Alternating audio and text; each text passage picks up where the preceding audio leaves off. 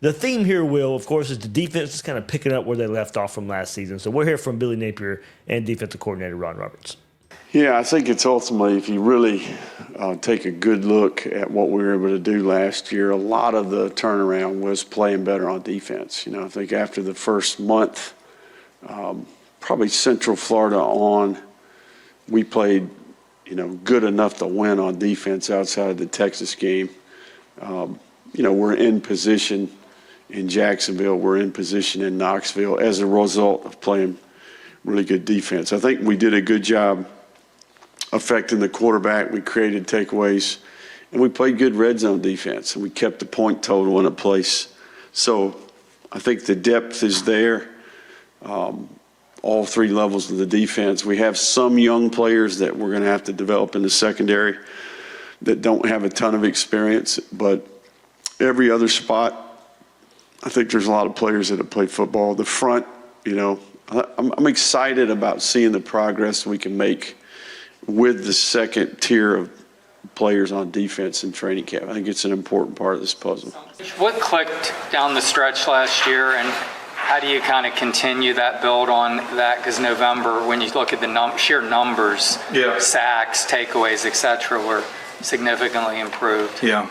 I mean, there's probably several things involved with that. One was probably, I think anytime, you know, it's, you know, there's some changeover, there's, you know, staff get on the same page, you know, it's even, hey, you know, guys' familiarity with the system, how we want things done, all that. So there's part of that. And then there was the thing, I think, you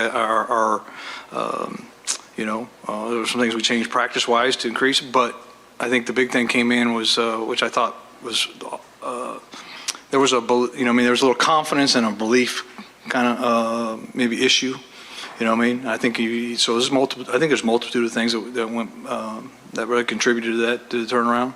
What's the key to kind of build on that? I mean, you lost some key guys, obviously Cam and Shamar and some guys, but how do you build on that? Well, we've been building on that since then. You know, it doesn't ever stop. You know, you go right there, you go into, you know, spring, and you go into identity period and weight room, off-season training, goes to spring ball and all that stuff. And I think our guys have done a tremendous job with that as far as just, you know, setting the standard of the work ethic, what's acceptable on a day-to-day basis, how you're supposed to go about your business, how do you handle every situation, and I think our guys have done a tremendous job of that in the off season and preparing themselves to get ready. I think our summer was outstanding. I mean, I really do. I mean, you know, I think I'm real excited about this season, just like where we are as a standpoint right now, as a football team, as a defense, as a staff continuity, all those things. I think I'm real excited about this season. Look forward to getting fall camp. Ron, from a leadership standpoint, who are your go-to guys on your defensive unit? Well, the thing, probably the best thing, and you're trying to work for this situation, is that we have multiple.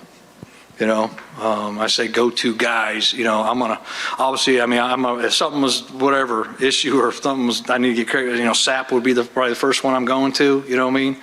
I think the back room, obviously, and Jaden Robinson, you know, is deep. I think anything in the back end, we got guys where we Bryce or Jordan or Sharif, you know, corner position. We got Devin Moore, Dede. You know, those guys are all. I mean, we got a bunch of leaders, which is exciting to see, and that's what you want. You don't want it to come down to 2 or 3. You want more than that are taking the reins, you know, and be able to lead your program at any time.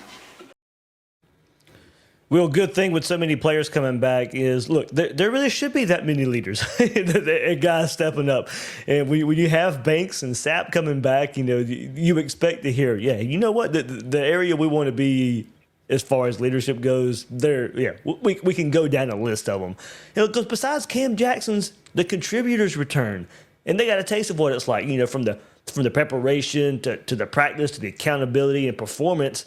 They know what it takes. So I think you pair that with Ron Roberts returning, you know, the main voice of the defense. That's finally the same for the defense with so many players returning. That should contribute to a defense that, you know, can keep up that late season run from last year. And we go back to that, and look, we, like you said, spent the first half hour on DJ Lagway and the importance that he brings to the table. But at that same time, it was that defensive turnaround at the end of the year. You know, we want to get away from a bend, don't break. We want to see this defense take steps, and with so many guys returning, you think that can happen. But they are. Well, that's the best stretch of Gator defense since 2019. I mean, there have been performances here or there, but I think one reason Gator Nation's a bit excited for that side of the ball too was that was a 4-game stretch we have not seen in quite some time. Yeah, I mean, so I think there's a couple things there. One is I think Roberts is being a little bit humble when he's talking about all the other things that actually turn things around. They went through a fundamental philosophy shift after the bye week. You can see it in the stats. We highlighted it in our preseason magazine. You can see a very definitive shift in terms of what Florida was doing. They stopped dropping their defensive linemen into coverage. They started allowing their linebackers to play more free, and they stopped putting their corners on an island. And so the question I have coming into this year, and I think you said we want to get away from a more bend but don't break defense, and I kind of think they want to lean more into it. Like, I think linebackers who now have a second year in that process are going to be able to close that gap a little bit faster. So you think about a lot of the third down conversions that LSU had last year. Well, they were ones where they got it by a yard or two, right? And it was because maybe a guy was a little bit slow in pursuit, didn't quite close the zone as fast as you would want, missed a tackle when they did have the opportunity to close the zone. Like, there were breakdowns still, but the breakdowns didn't cost Florida points because they had enough guys behind it that the breakdowns didn't kill them. You think about like the Tampa 2, and you think about like the way that Dungy was able to really sort of turn that into a defense because of guys like Derek Brooks. And the linebackers make such a big difference in that defense. And the linebackers is where Florida has a lot of talent, a lot of speed. And I think they're going to lean more towards exactly what they did through the back half of last year, which is a lot of too high safety and relying on the defensive line and the linebackers to both flow and stop the run game. And then they're going to rely on gang tackling and being a little bit more disciplined at closing those gaps so that on 3rd and 6, you tackle the guy at 5 rather than allowing him to slip through a little, you still get him to the ground, but he's able to fall forward and get 7, and it's a first down. And I think if you go watch that LSU game, you can see it in real time as Florida was a little bit slow closing some of those gaps. LSU was able to get a bunch of conversions and go up and down the field. Now, I think that's really the continuity in the defensive coordinator that makes a difference, is that now you've got a full year, a full off season. You didn't install a completely different philosophy in week 4 of the season. Now you've had it all off season long. And so I don't know if they go blitz crazy. I don't know that they have the personnel to necessarily be blitz crazy. I think the thing they did last year was they stopped it. They got more conservative. They said, we're going to win the one-on-one battles up front. We're going to challenge our guys to just go, like to use their instincts and go. And I don't think they're going to back away from that. I think one of the reasons you saw Caleb Banks excel, one of the reasons you saw Tyreak Sapp excel is because they said, go do what you do best, big boy. Like, we are not going to have you drop into coverage and try to cover a tight end or try to cover a slot receiver in a zone. Like, that's the personnel did not match what guys like Austin Armstrong and Patrick Toney were trying to do. I think, honestly, this was the question I asked coming into last year, was that the bend but don't break is something that Ron Roberts learned at Baylor. He was much more like Patrick Toney and Austin Armstrong when he was at Louisiana before. He goes to Baylor under Dave Aranda. They played a much more conservative brand of defense, but a much more successful brand of defense as well. Comes to Florida in week 4, all of a sudden we hear rumblings over who's calling the defensive plays. And lo and behold, the defensive play calls are way more conservative once it became pretty clear that Roberts was in charge. And so that's kind of what I'm expecting on the defensive side of the ball. We'll see. Maybe I'm wrong, but I don't think that this is a time to change what you do. I think it's actually a time to double down on it because, like you said, that's the defensive performance we haven't seen in 5 years. And now you've got guys a second year in that system. If they can execute even better, it'll feel like the zones are smaller, right? Like, it'll be one of those things where, like, it won't feel as bend but don't breaky because they'll be getting off the field a lot more because they'll be getting arms in on those passes that are going into tight zones. They'll sort of know where they can take chances and where they can't. Yeah, I guess that's probably what I meant. I don't need teams living in the red zone. And all right, well, you held them to a field goal. Okay, less of that. Can you get away for 12 games the performances of Ole Miss and LSU. There was good performances, don't get me wrong, but there was more so Ole Miss than LSU. So many missed chances from that offense. Can you replicate those turnovers again? It was 25 turnovers last year. Can you replicate the turnover numbers again? I think is something that can vary from season to season, and they stunk the year before that, and Florida is able to turn teams over, the last year, so they don't get those number of turnovers. And we saw that play huge dividends late against Ole Miss. I guess going to your point, it may look less. I guess the philosophy bend don't break. It still holds a place. But to your point, being able to get off the field on third down, where you keep them out of field goal range, you keep them out of the red zone. That's more what I'm looking for. More dominant defense where you cause them more punts, get your offense the ball a little bit more. Yeah, well, I mean, look, the Tampa 2 defense was not something that was like, oh, we're just going to let you drive into the red zone and then we're going to stop you. Like that was a very specific defensive alignment and defensive philosophy that was incredibly effective in the NFL for a very long time. And same thing with like the 46 defense of the Bears and some of the simulated pressures when you look at teams like Alabama and Georgia, that has a place and is successful. But in many cases, what we're really talking about is we're talking middle of the field open or middle of the field closed.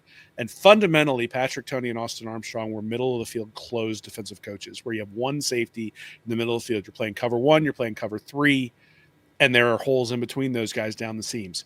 What Ron Roberts was last year when he took over the play calling and what he was at Baylor was a middle of the field open coach, where you're going to have to hit it between those two safeties going straight down the middle of the field, or you're going to have to hit it outside. And I actually think in college football, that's probably the way to go, because it means you're challenging the quarterback to make throws that only a few of them can make. And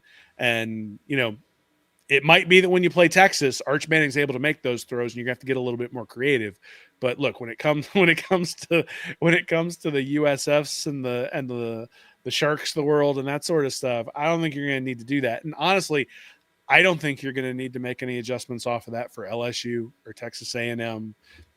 I'm doubtful you'll have to make adjustments off of that for Georgia. Certainly won't for Florida State. Like, I start looking at the quarterbacks Florida's going to face, and I go, make them throw you out of it. And what we saw Carson Beck turnover machine against the Gator defense last year. Jackson Dart, the Ole Miss quarterback, turnover machine against that defense last year. So they made Jackson Dart cry. I don't want to change too much from that, man. Absolutely. And going to your point, and a lot of those turnovers there with Jackson Dart and Ole Miss, I mean, you brought it up when you were just explaining the defense. How many defenders did you see around the ball? It wasn't just one guy in position to make a play. There were multiple Gators there, multiple defenders down the field in position to make those plays.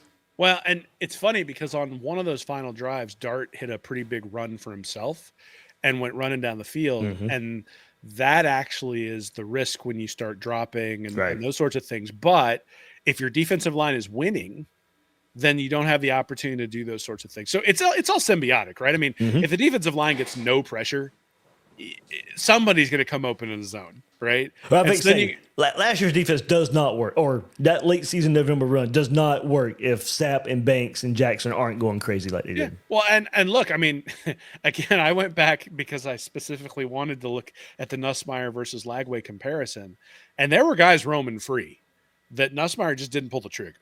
And, now the defensive line gave him some happy feet.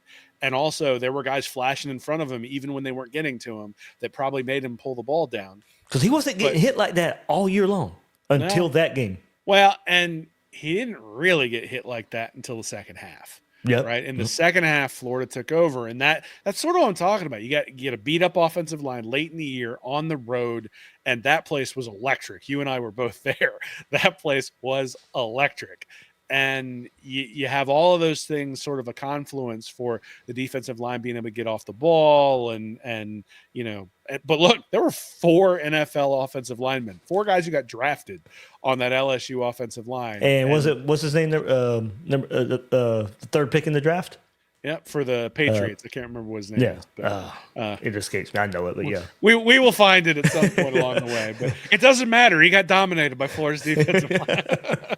Wow. I mean, it's funny because I've said this repeatedly. I've been interviewed a few times where I've been talking about, what does Florida need to see on the defensive line to really improve? And the thing that I've said is they need to find an outside pass rusher, like whether it's Gums. I'm hoping it's LJ McCray, like whoever it is. I'm claiming right now it's going to be both of them. All right. Well, whoever it is, if they can get a guy coming off the edge to where you can't double team anyone on the defensive line and where you don't have to blitz ever because you can get pressure, now all of a sudden everything Roberts wants to do works really, really well. And I'm just thrilled that I'm not going to have to see George Gums or LJ McCray rushing with a running back down the field on a wheel route, trying to pick the guy up, because that's not the philosophy that Florida has on defense. And, there are times where that is an appropriate defense to call, but 17 times a game, not it. So I'm happy we won't see that anymore. Here. No, that's a Houston Cougars problem. No.